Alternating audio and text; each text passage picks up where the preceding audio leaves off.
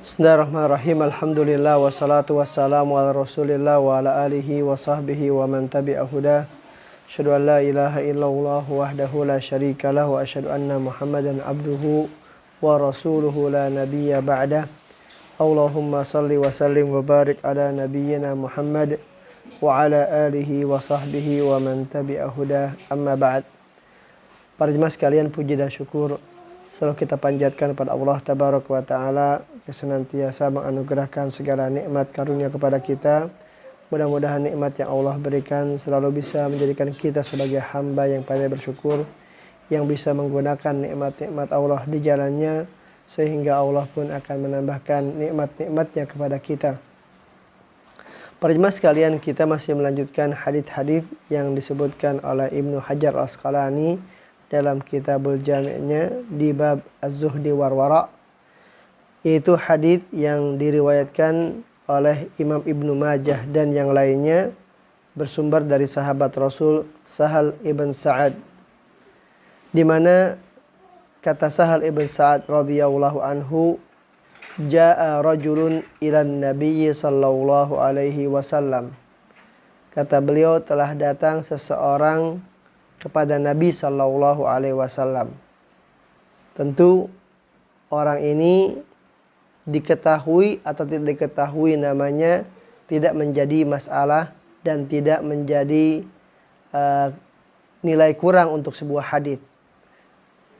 Intinya ketika ada seseorang datang kepada Nabi di mana dia adalah sebagai seorang muslim, sebagai seorang mukmin, maka dia adalah bagian daripada sahabat Rasul sallallahu alaihi wasallam ketika dia wafat dalam keadaan Islam pula. Hadis ini mengatakan jaa rajulun ilan nabi, telah datang seseorang kepada Nabi sallallahu alaihi wasallam. Jadi yang datang ini seorang sahabat, cuma tidak disebutkan namanya. Dia berkata, "Ya Rasulullah, wahai Rasulullah, dullani ala amalin idza amiltuhu." Sahabat ini meminta kepada Rasul sallallahu alaihi wasallam petunjuk. Sebagaimana kita ketahui bahwa Rasul diutus oleh Allah Subhanahu wa taala sebagai pembimbing, pemberi arahan, pemberi wejangan kepada para sahabatnya dan juga kepada kita. Rasul sebagai teladan kita. Sahabat ini meminta petunjuk kepada Rasul sallallahu alaihi wasallam ala amalin, akan sebuah amalan. Jadi kalau kita lihat dialog-dialog yang terjadi antara Rasul dengan para sahabatnya atau sahabat dengan Rasul, mereka selalu adalah ingin beramal, ingin berbuat. Di mana amalan dan perbuatan yang mereka lakukan sesuatu yang bertujuan untuk sesuatu yang baik untuk mereka. Bukan berpikir semata-mata untuk kepentingan pribadi, dunia semata. Namun mereka lebih mementingkan bagaimana mereka mendapatkan yang baik di sisi Allah Subhanahu wa taala. Kata sahabat ini, "Ya Rasulullah, dullani ala amalin." Wahai Rasul, tunjukkan kepada aku satu amalan. Idza amiltuhu, yang mana amalan ini apabila aku melakukannya, aku mengerjakannya, ahabbani Allahu, niscaya Allah akan cinta kepada aku. Wa ahabbaniyan nasu, dan orang-orang pun akan cinta kepada aku. Jadi luar biasa, sahabat ini berpikir cerdas. Ya kan? Dia minta satu amalan yang dengan amalan ini dia bisa mendapatkan kecintaan dari Allah. Dia bisa mendapatkan kecintaan juga dari orang-orang yang berada di seputarnya. Tentu kita hidup berupaya untuk bisa mendapatkan cinta Allah Subhanahu wa taala. Bukan kita mengaku. Kalau kita ngaku saya cinta kepada Allah, tentu yang namanya ngaku sangat mudah. Namun bagaimana kita bukan mengaku, tapi memang kita orang yang dicintai oleh Allah Subhanahu wa taala. Bagaimana kita juga bisa mendapatkan sesuatu yang baik dari orang. Orang senang dengan kita. Tentu kan kita hidup di dunia. dan kita nanti akan menuju akhirat. Di dunia kita perlu bisa mendapatkan sesuatu yang mana dengannya itu orang akan senang, suka dengan kita. Tentu kita nggak suka dalam hidup kalau kita ini dibenci oleh orang, tidak disukai oleh orang. Kita ingin orang-orang itu suka, senang dengan kita. Para jemaah sekalian, kita juga akan hidup di akhirat. Nah, bagaimana kita bisa mendapatkan sesuatu juga yang namanya cinta Allah kepada kita? Para jemaah sekalian, sahabat ini meminta petunjuk kepada Rasul Sallallahu Alaihi Wasallam akan satu amalan yang mana dia bisa mendapatkan cinta dari Allah dan juga akan mendapatkan cinta dan disukai oleh orang-orang.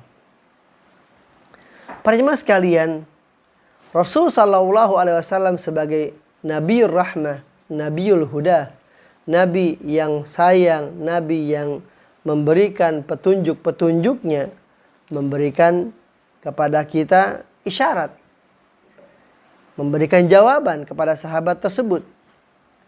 Di mana kata Rasul, izhad fid dunya yuhibbukallahhu. Hendaklah engkau bersifat zuhud dengan dunia. Yuhibbukallahhu. Niscaya Allah akan cinta kepadamu. Para jemaah sekalian, zuhud sering orang memahami dengan sesuatu kefakiran, kemiskinan. Orang dikatakan zuhud kalau misalnya pakai bajunya yang jelek. Orang dikatakan zuhud kalau katakan rumahnya tidak bagus. Orang dikatakan zuhud kalau pakai mobilnya mobil yang tua. Sesungguhnya zuhud tidak seperti itu. Zuhud itu Ibnu Taimiyah rahimahullahu ta'ala memberikan pengertian kepada kita. Apa? Kata beliau, zuhud itu maknanya tarku ma la yanfa'u fil akhirah. Seseorang meninggalkan segala sesuatu yang tidak ada gunanya di akhirat. Apa saja yang tidak berguna di akhirat, maka dia tinggalkan. Itu namanya zuhud. Kalau katakan misalnya seseorang dengan kekayaan yang dimilikinya akan menjadikan tidak berguna buat dia di akhirat, maka tinggalkan. Gak usah kaya. Tapi kalau justru adalah dengan kaya yang dimilikinya, dia akan bermanfaat buat dia, maka kaya itu juga bagian daripada zuhud. Kita lihat contohnya misalnya sahabat Utsman ibn Affan radhiyallahu anhu. Beliau seorang sahabat yang Allah anugerahkan kekayaan luar biasa. Dan beliau zuhud. Ya kan? Harta yang beliau miliki adalah berguna untuk beliau di akhirat. Jadi yang namanya zuhud itu tarku ma la yanfa'u fil akhirah. Meninggalkan segala sesuatu yang tidak ada guna di akhirat. Jadi kalau katakan seseorang misalnya dia punya mobil yang bagus. Sementara dengan mobil yang bagus, dia bisa apa? Menghantarkan dirinya ke masjid setiap waktu. Dia bisa mengantarkan kepada yang hal-hal baik. Maka tentu memiliki mobil yang mewah dan bagus itu tidak menyalahi makna zuhud. Karena apa yang dimiliki tadi memberikan manfaat untuk akhirat. Jadi kata Rasul, izhad fid dunya yuhibbukallah. Zuhudlah kamu dengan dunia, niscaya Allah akan cinta kepadamu. Kenapa seorang diperintahkan untuk zuhud dengan dunia? Mengambil sesuatu yang berguna untuk akhirat kita. Karena dunia ini sesungguhnya sesuatu yang hina. Sesuatu yang tidak ada artinya. Sesuatu yang tidak ada nilainya jika dibandingkan dengan akhirat. Sampai diterangkan dalam sebuah hadits, kata Rasul, kalaulah nilai dunia ini sama dengan sayap dari seekor nyamuk. Kita lihat nyamuk kecil, sayapnya lebih kecil. Nyamuk sudah ringan, sayapnya lebih ringan. Kata Rasul, kalaulah dunia ini nilainya adalah sama dengan sayap seekor nyamuk, niscaya Allah tidak akan memberikan kepada orang kafir walaupun seteguk air. Kenyataannya apa? Kenyataan orang kafir Allah berikan bukan seteguk air, banyak Allah berikan kepada dia. Ini menunjukkan bahwa dunia itu lebih hina daripada sayap nyamuk sekalipun. Jadi makanya Rasul mengatakan izhad fid dunya. Hendaklah engkau zuhud dengan dunia. Hendaknya orang mempunyai tujuan adalah akhirat, bukan dunia. Dunia hanya sebagai jembatan untuk menuju akhirat. Dunia adalah sebagai tempat kita untuk beramal sehingga bisa mendapatkan balasan pahala di akhirat.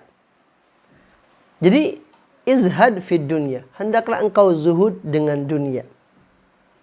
Kalau kita zuhud dengan dunia, maka Allah Subhanahu wa ta'ala akan cinta kepada kita. Karena memang dunia ini sebagai ujian. Dunia sebagai fitnah untuk kita. Jangan kita dalam hidup mengejar dunia, mengejar dunia, mengejar dunia. Allah telah mengingatkan kepada kita, wabtaghi fima ataqallahu ad-daral akhirah. Cari apa yang Allah berikan untukmu di negeri akhirat. Namun untuk dunia bagaimana? Untuk dunia kata Allah, wala tansa nasibaka minad dunya. Jangan engkau lupakan ada bagianmu di dunia. Jadi kita hendaknya mengambil ya kan dari dunia ini sesuatu yang akan bisa berguna untuk akhirat. Itu zuhud. Kalau katakan dengan kaya kita bisa mendapatkan manfaat di akhirat, maka jadilah orang kaya. Dan orang kaya itu adalah tidak sama sekali bertentangan dengan makna zuhud. Tadi saya katakan misalnya contoh Utsman bin Affan radhiyallahu anhu. Beliau orang yang begitu luar biasa kayanya. Tapi dengan kekayaannya beliau bisa memberikan sesuatu yang manfaat untuk dirinya di akhirat. Bayangkan ada sebuah sumur namanya sumur rumah. Yang dahulu sangat dibutuhkan oleh kaum Ansar. Beliau beli untuk diinfakkan kepada kaum muslimin, orang-orang Ansar, orang-orang Muhajirin. Sehingga mendapat kebaikan di akhirat.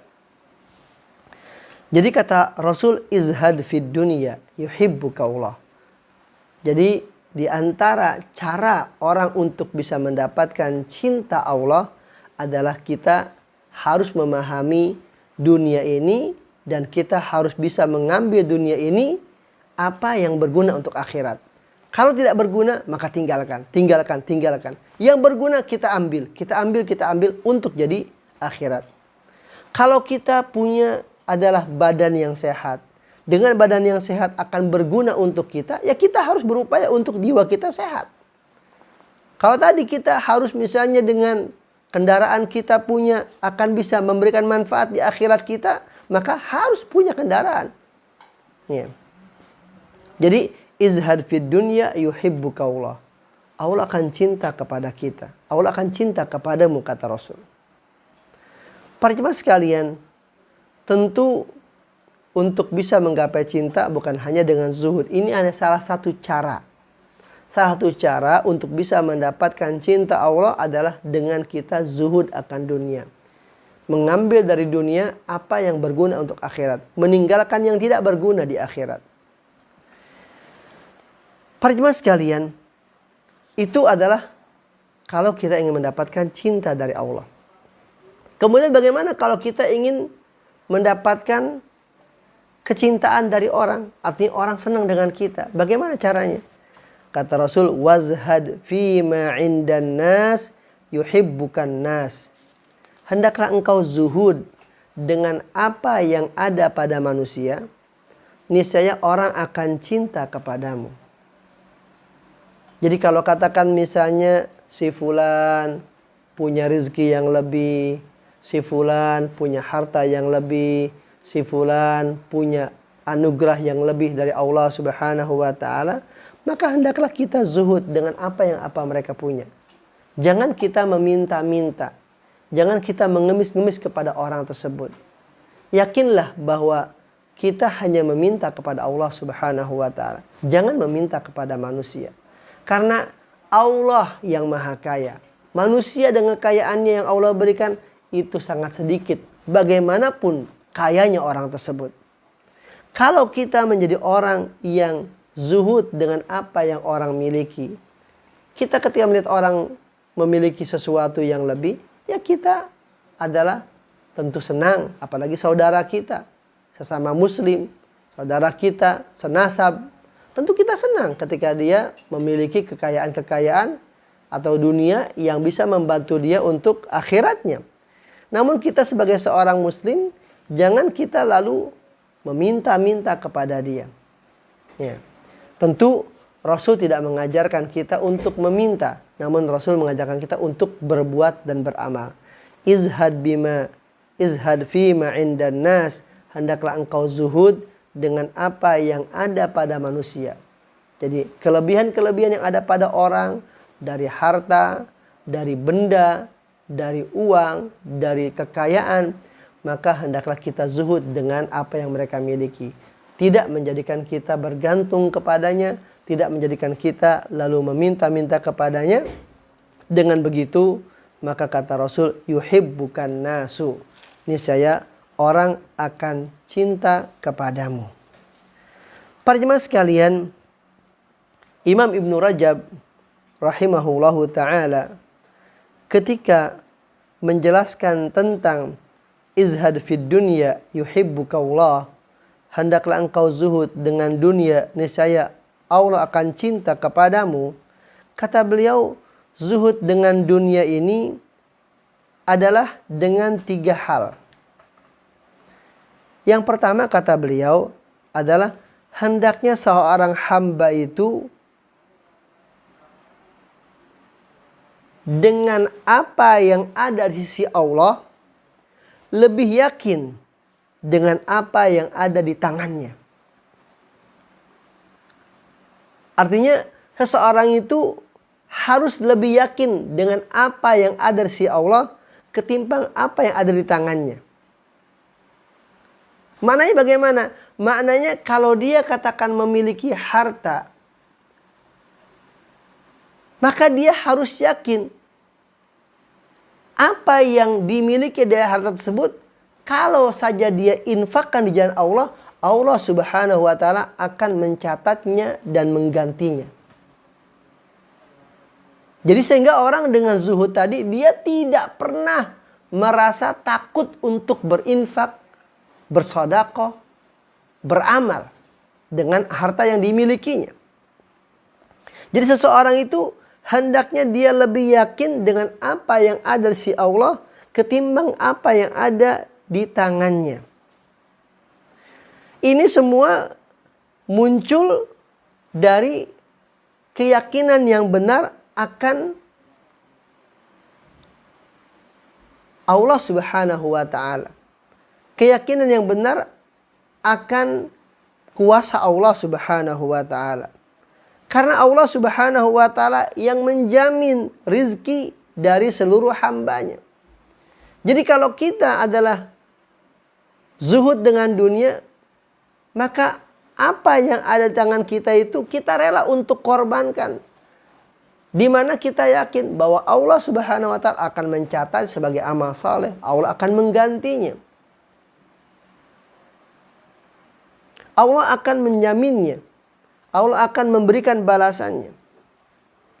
Kemudian kata beliau zuhud yang kedua adalah apabila seorang hamba itu diuji dengan satu musibah terkait dengan urusan dunianya. Katakan misalnya ada anaknya yang wafat, ada hartanya yang harus sirna dan meninggalkan dirinya. Misalnya karena banjir, atau karena kebakaran, atau karena kecurian. Sehingga hartanya itu hilang dari dirinya. Kata beliau, zuhud yang kedua ini hendaknya seorang hamba itu apabila diuji Allah dengan satu musibah tadi, hendaknya dia lebih suka, ya kan, untuk bisa mendapatkan pahala dari Allah Subhanahu wa ta'ala ketimbang dari tetapnya harta-harta tadi bersama dia.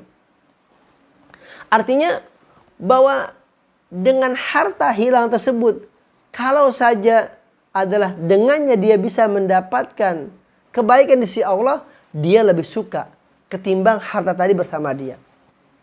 Orang punya harta banyak, kemudian harus hilang semuanya. Tapi dengan hilang tersebut, dia akan mendapatkan nilai pahala di sisi Allah. Maka dia lebih suka itu. Itu makna zuhud juga. Yang ketiga adalah makna zuhud terkait dengan dunia. Bahwa seorang hamba itu baginya sama saja. Ketika ada orang yang memujinya atau orang yang mencelanya. Selama dia dalam hal yang baik. Selama dia berada di jalan yang benar.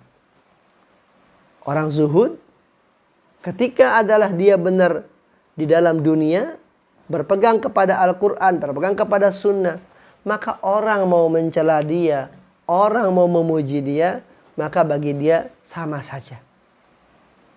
Karena bagi dia adalah tadi yang diharapkan hanya ridha Allah Subhanahu wa ta'ala. Maka para jemaah sekalian, hadis tadi memberikan tunjuk pada kita bahwa untuk kita bisa mendapatkan cinta Allah, hendaklah kita zuhud dengan dunia. Yaitu kita meninggalkan dunia ini kalau memang tidak bisa bermanfaat untuk akhirat. Tarku ma la yanfa'u fil akhirah. Kita meninggalkan dari dunia ini apa yang tidak berguna untuk di akhirat kita.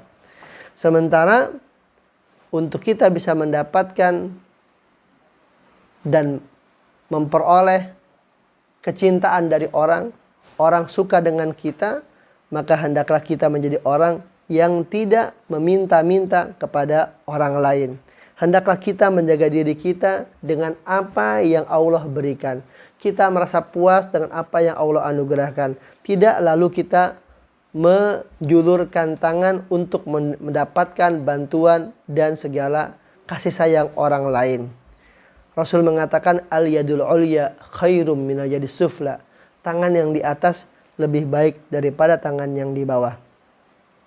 Di dalam sebuah riwayat, sebuah athar, ya kan, di zaman tabi'in, dikatakan oleh seseorang, man sayyidu ahlil Basrah, ketika itu, siapa yang menjadi pemimpin orang-orang di negeri Basrah? Orang-orang yang ketika hidup di situ, mereka mengatakan adalah Al-Hasan Al-Basri. Orang yang paling dianggap mulia di zaman tersebut di negeri Basrah adalah Al-Hasan Al-Basri.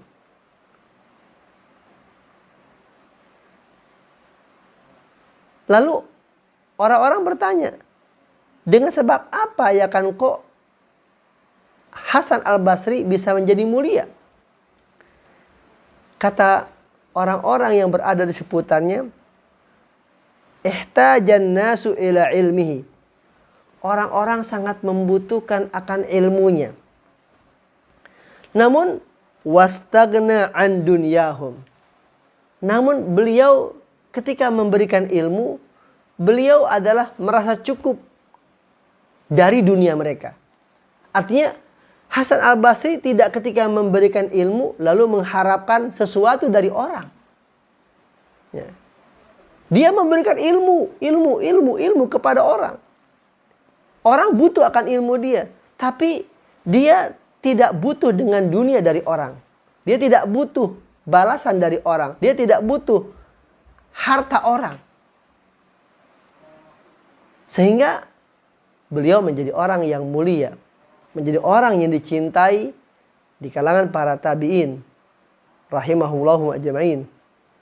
Para jemaah sekalian, maka hadis ini memberikan tuntunan kepada kita tentang bagaimana para sahabat Rasul itu mereka berupaya untuk bisa mendapatkan kebaikan di dunia dan kebaikan di akhirat. Kebaikan di dunia adalah dengan mendapatkan kecintaan dari orang. Orang senang dengan kita, tentu kita akan bahagia. Sebagaimana kita juga harus mendapatkan kebahagiaan di akhirat, yaitu dengan mendapat cinta Allah Subhanahu wa ta'ala.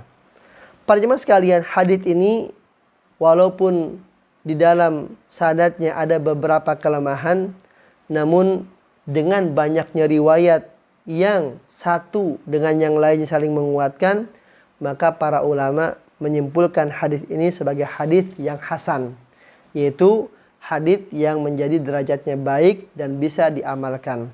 Mudah-mudahan Allah Subhanahu wa taala memberikan kekuatan kepada kita untuk kita bisa menjadi orang yang zuhud dengan dunia, yaitu kita meninggalkan dari dunia ini segala sesuatu yang tidak berguna dan kita ambil dari dunia ini sesuatu yang akan berguna di akhirat kita.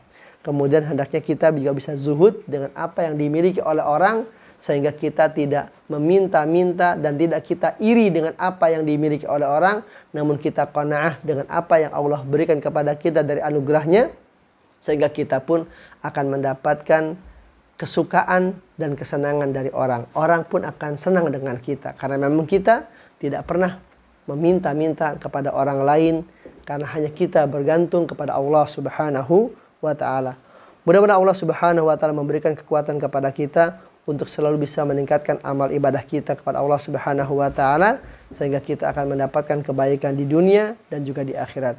Demikian, subhanakallahumma bihamdik, asyhadu an la ilaha illa anta, astaghfiruka wa atubu ilaika. Assalamualaikum warahmatullahi wabarakatuh.